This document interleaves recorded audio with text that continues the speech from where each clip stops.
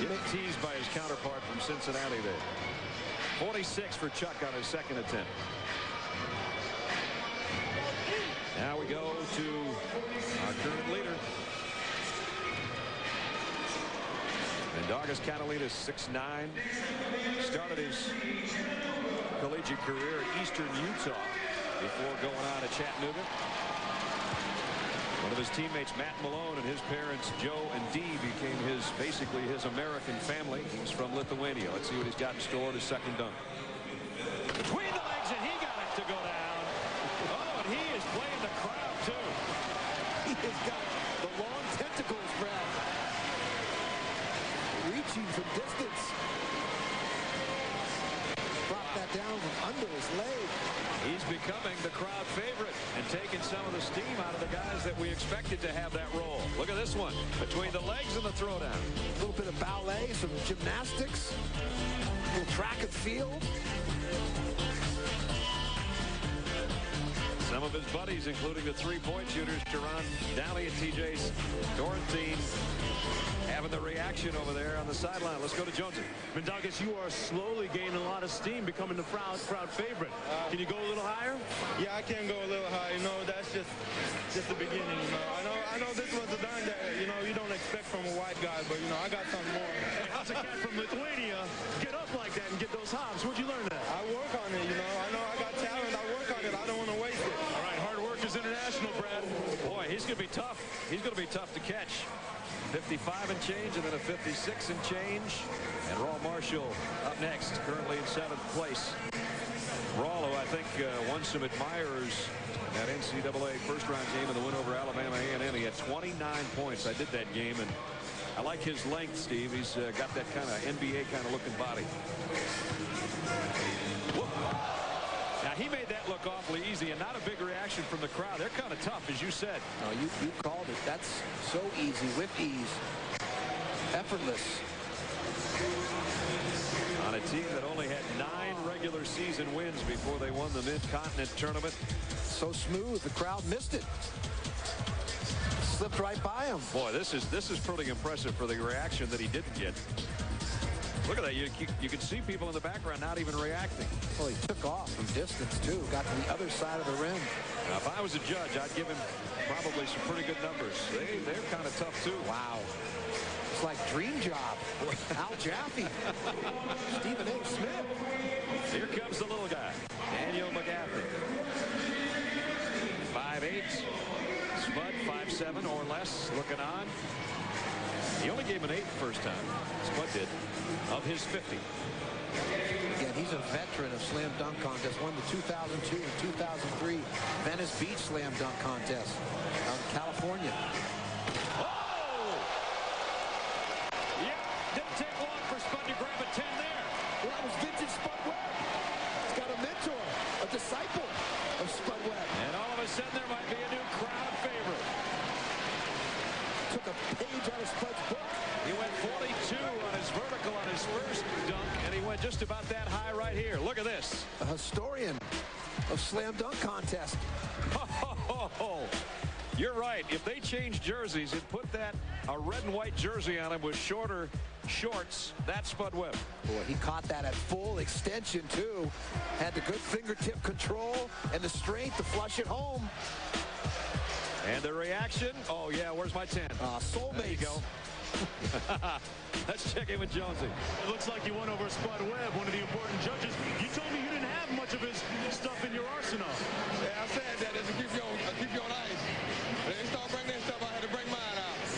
How much of an inspiration is Spud right there, just a few feet away from you? That's a lot of inspiration. A man of his size, doing what he did in the NBA, that's a lot of inspiration for a lot of kids around here. All right, good luck in the next round. Thank you very much. Brad, back to you. Wow.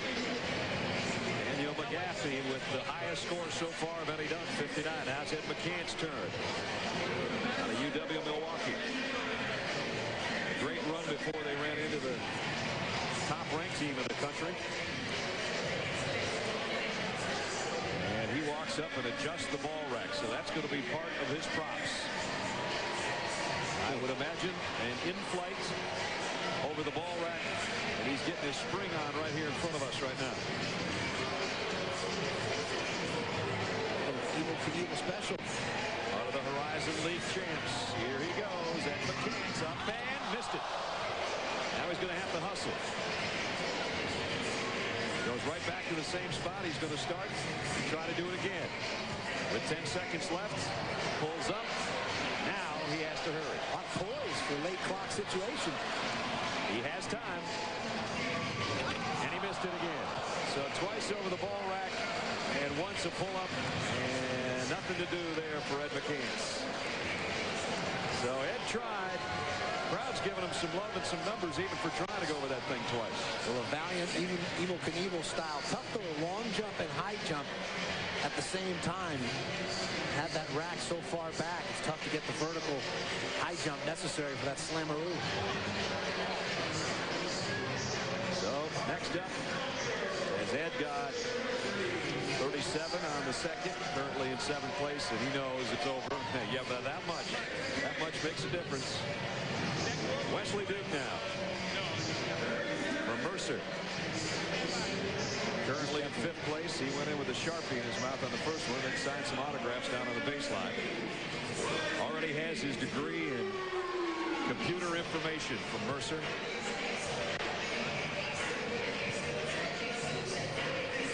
Oh, takes the jersey off and finds the rack. He is all showtime. And here's another Terrell Owens move. Takes the pom-poms from the embraceable U's and does his thing. Not bashful. No, he's not. Showing off the pecs, the armpits, the lats. This is the guy, as I mentioned earlier, that tore the same ACL and the same knee 3 times. Oh, wow. A little indecent exposure. The six-pack. Look at him attack the rim. Hey, Wesley, breakaway. This is a family show, Wes. Thinks we're on Desperate Housewives. There goes the jersey. There goes Wesley Duke, airborne. And the reaction from some of his buddies on the sideline. They're all having fun. And sometimes you have to do your own cheering, too. Let's check in with Jonesy. Hey, 430 pounds of twisted steel. What made you want to take the shirt off? I had to get the ladies involved, man. I'm a ladies' man. Now I know why they call you the Big Swole. You can't. You know you don't plan on taking anything else off besides the shirt, right? Oh, no, I'm going to leave it at that. You know what I'm saying? I'm going to keep it clean for ESPN. Now, how is it that you tore up your knee 3 times, you can still hop like that? Man, it's truly a blessing, man. I just thank God for that. Brad, I need a chassis like this. How about you? I'd take half of that, yeah. An academic All-American, maybe a football-playing future, who knows? But right now, he's got the crowd into it. Jason Maxiel knows what he's up against now between McGaffney and Duke. It's time to come to life or it'll be too late. Boy, how do you top that drama? I don't know. Here's a guy in the first-round NCAA game against Iowa, had 22 points, 9 rebounds, and 6 block shots. Maxiel up and missed it. The ball went flying into the crowd. Michigan State's players save the ball for him and throw it back in. Time winding down. 6 seconds remaining. He's got to have this one. He'll go up and get it, but can he get it through? No. So that's a vital part of it. So one of the guys that we thought might be a favorite won't be anymore. And the Lavin curse continues. I'll tell you, Jinxaroo. I don't even want to see your bracket. Forget it. It's busted up. I think I had Syracuse in the Final Four. So Maxiel struggling. And the 2 guys that have the crowd wrapped around their finger right now are Daniel McGaffney and Wesley Duke. In fairness to Maxiel, that's a tough act to follow. The Barnum Bailey circus, the chin up, pull up on the rim, the Eva Longoria deal, that's tough. And a guy that has brought some tricks as he promised. Here's with Jonesy. You look a lot like Jamil Pugh, the cat that I was talking to a few moments ago. Right. How'd you get the inspiration for this deal here? He's been an inspiration to help me dunk when I wanted to start dunking, you know, watching him, watching old videotapes of him. So it was kind of like a tribute to somebody who helped got me started along. Now, you got the look like Dr. J. What kind of Dr. J dunk you plan on doing here? I don't know if I'm going to do a Dr. J dunk, but I just want to go ahead and, show a little tribute to him by wearing the jersey. Right. But from my old school. All right, do your thing. It's old school time, Brad. Yeah, that was his old school. 2 years he spent at UMass before the transfer to Sacramento. So he knows what the jersey and the legacy of Dr. J is all about. His inspiration, though, not Dr. J, says it's his mom, Louise. First team Big Sky performer. Models himself, actually, after Dominique Wilkins. Here he goes. That was pretty. That was pretty. Holy Toledo. Those pom-poms are getting a workout down there. And his teammates who've come here to support him loved it. Jamil Pugh, he puts it all together here. Long jump, high jump, a 360, a flush. Somehow the headband stayed in place. I was going to say, didn't even lose the throw. Here's another look. Jamil Pugh up and around and home. He's dribbling with his left hand before the takeoff as well, exhibiting the left, little ball handling. So did he get a perfect score? That's what he was hoping for. Jonesy's with him. Jamil, a perfect score. Are you going to keep the fro wig on for the next one? I might just throw another dunk in there with the wig on, but hey, you got to feed off the crowd, feed off the judges, and they like this, so maybe we'll have to do that again. How'd you respond from the shaky start on your first 2 dunks? Competitiveness, want to win.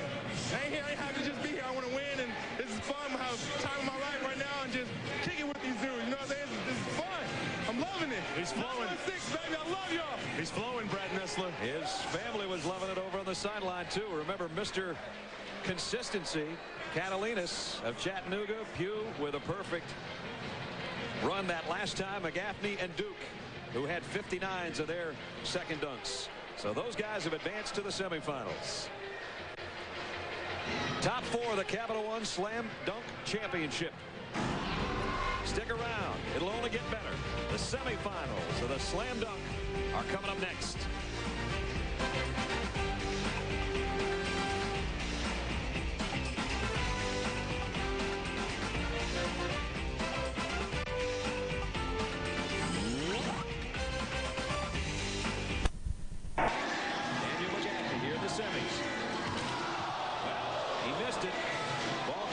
Help from somebody. Got a second ball already. Remember, this is his patented dunk. Taken off just inside the free throw line. Let's watch him again. Got it that time. That's a long way to fly for a little plane. Great concentration with the cheerleaders lined up. Yeah, he even got a couple hugs as he came through the line. Took him 2 shots at it.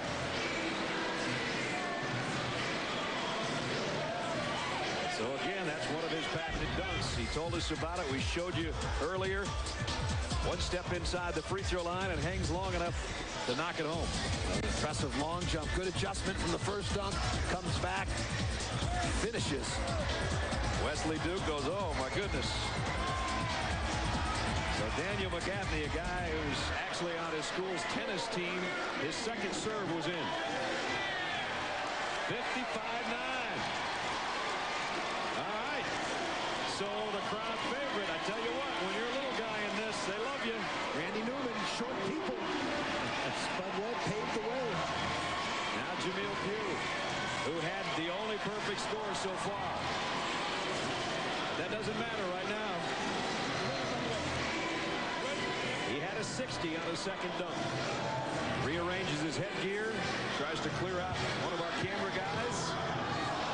He's got John Lucas standing in his way, and John's saying, please don't break me. The All-American guard from Oklahoma State is part of the props here. Whoa, and John got it in the head, but he got the dunk anyway. And John Lucas is going, I'm never doing that again. Goes with the hop grab over the human prop. John's the only other guy we got out here in the men's competition that's under 6 feet. He probably would have liked to use McGaffney. He wouldn't have touched him. Wow. Here's another look. John never ducked either. Never flinched until he got kicked by that trail leg a little bit. Does the splits. Spread eagle. One more time. John has a peek. Jamil has the dunk. And both of them are with Mark Jones. Jonesy? Hey, John, how much did your boy hook you up for taking that blow to the dome, huh? No, he got major hops. So I had faith in him. I knew he was going to get it because he can't hurt me. What happened on that first attempt? I just lost the ball. I've been working on my handles, but I'll get better in order later on. But other than that, I was going to get it. Have you ever clipped anyone like that before? Nah, that's the first time I tried it. Congratulations, man. I'm mad he told me that was the first time he told me. Back to you, Brad. All right, well, they had a 60 in the first round, a 59.5 to take first place, but this has been the guy that's been the most consistent through the first round. Mindaugas Catalinas. He's been something special. UT Chattanooga Mox. That was his first one. And then between the legs and threw it home. And he played to the crowd beautifully, too. Houdini, contortionist. Let's see what Catalinas has got in store. He's going all the way down the other end of the court. He's at three-quarter court as he starts his approach on the runway.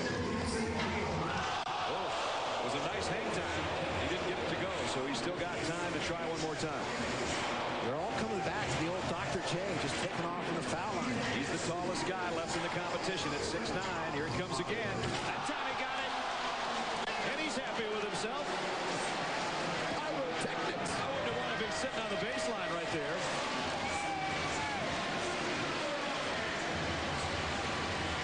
The Lithuania liftoff.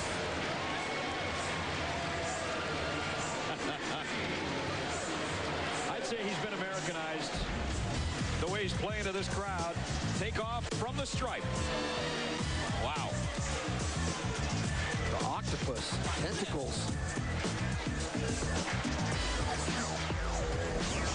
He went over 55 in the first round, over 56 with his second one, and now it's a 60 for first place. First 60 in the semifinals, a perfect score for Catalinas. Shannon Brown coaching him up. He's got other things that should be on his mind this weekend. So Jamil Pugh and Mindaugas Catalinas are the two guys that have advanced. They were all great, but the two survivors are right there. Those are our two finalists. Who's going to win it? We'll find out when we come back to St. Louis in a moment.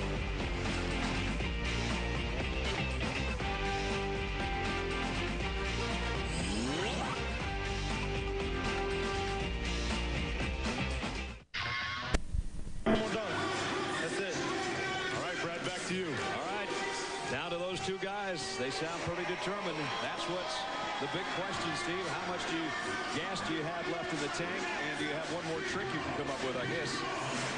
Jamil says it's a game-time decision. He's been listening to coaches for too long. You got that coach speak. He started slow, as Mark said, at a 50, then a 59, then went into the semifinals. Came up with a 59.5. He also had a perfect 60 in there. Now he needs his best here in the finals. Jamil Pugh out of Sacramento State. Only the headband, no accessories. Nope. Thought he'd come back from the treasure hunt or something else. He's going to go as a straight Hornet here. Oh, he went between the legs. That's his kind of a Vince Carter type thing. And did the time expire? Mindaugas will go shoot a layup. Took too long. Catalinas can lay this thing in and win. Poor clock management. They'll have to talk to Jamil about that. Time and score. That's right. Always got to know time and score. So it's all come down to the guy that's going to be champion unless something strange happens. Mindaugas might be top dog here in a second. Being explained to him now that all he's got to do is convert. But I think the competitor in him and the fact that he's warming up, I think he's got something else left. Well, Mindaugas' focus going back to yesterday's practice has been unbelievable. Very secretive to himself. MVP of the conference tournament. First team Southern Conference player. At 21 rebounds in the semifinal win over Appalachian State, so he can go to the board. He's going to leave himself some time for a second dunk if he misses. And he goes between the legs and scores it again and says it's over. It's definitely over. Take a bow, young man. Catalinas sailing the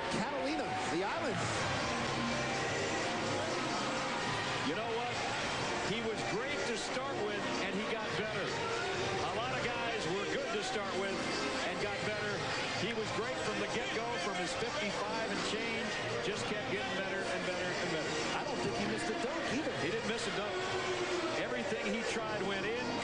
A guy that had a couple of perfect scores, including one here in the finals. Gets a hug from Steven Jackson and Orlando Pace, Torrey Holt, some of our celebrity judges, and Spud Webb, the little guy himself, giving away more than a foot. First, you have to go back to Jamil Pugh, who missed his opportunity right here, and he took so much time contemplating it that opened the door, and we didn't think that he wouldn't slam it shut, because he did right here. That's slamming it shut. Between the legs, on the backside, up and in. He's been sailing through the air all night, Brad. Sends it in with the exclamation, the finale to the crowd. Wow. You know what? He was Jonesy's dark horse yesterday when we talked about all of this. And at breakfast this morning, I thought Jonesy was going to back off. I'm glad he didn't. Thanks, Brad. And Mindaugas Catalinas, you are a slam dunk champ. Take that. That's yours, big fella.